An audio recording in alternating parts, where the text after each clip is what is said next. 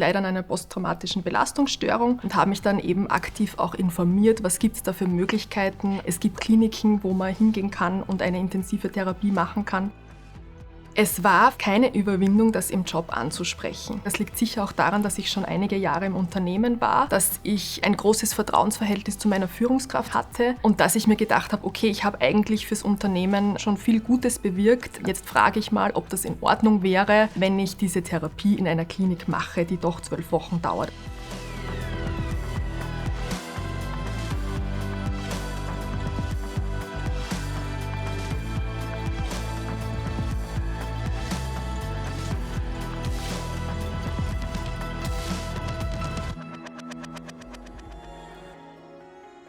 Ich bin Sandra, bin 36, bin seit 5,5 Jahren jetzt in diesem Unternehmen und bin Teamlead Real Estate Operations und gestalte gemeinsam mit meinem Team hier unser Büro und unser Arbeitsumfeld und bin sehr glücklich damit, was ich mache.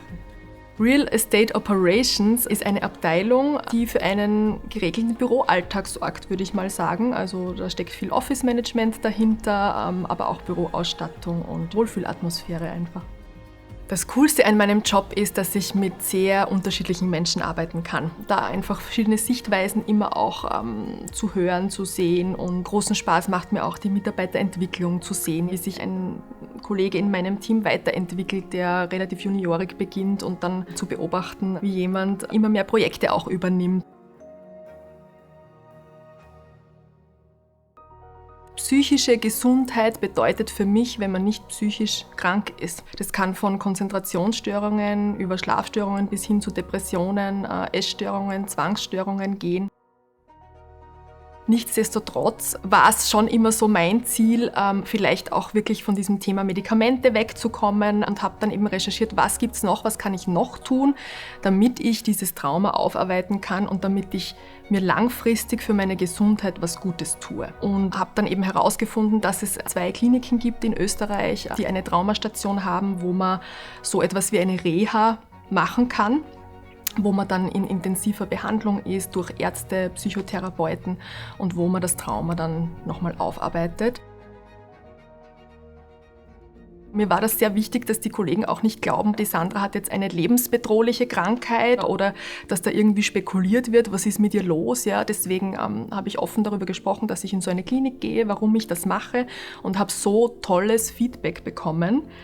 Und es war interessanterweise so, dass die Kollegen irgendwie so gemeint haben, ja, wow, Respekt, ja, also toll, dass du das quasi machst. Ich glaube, lustigerweise war den Kollegen die Tragweite dieser Entscheidung mehr bewusst als mir selbst, wie anstrengend diese Therapie dann ist und durch welche tiefen Täler man da geht.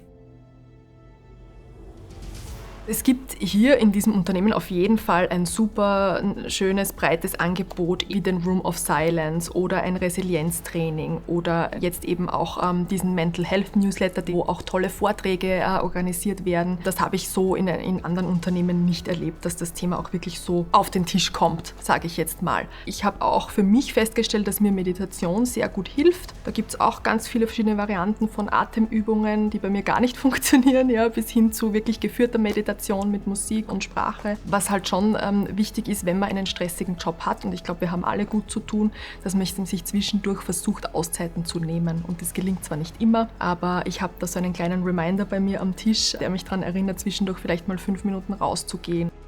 Mein Rat an jemanden, der in einer ähnlichen Situation ist wie ich, ist, geh frühzeitig wohin, such dir Hilfe, auch wenn das Problem vielleicht in dem Moment noch nicht so groß zu sein scheint oder auch wenn man sich vielleicht noch unsicher ist, ob man überhaupt ein Problem hat. Dann lieber früher Hilfe holen als später und wirklich zum Experten gehen. Ja? Also nicht zu einem Life-Coach oder so oder zum Hausarzt, sondern wirklich zu einem Psychotherapeuten, zu einem Neurologen, Psychiater. Das sind wirklich Leute, die dafür da sind, genau bei solchen Problemen zu helfen. Und meine Erfahrung ist, die erkennen auch relativ schnell, was Sache ist, wie man tickt, was man braucht und können dir dann das Rüstzeug mitgeben, dass du dann gut einen schönen Alltag weiterleben kannst.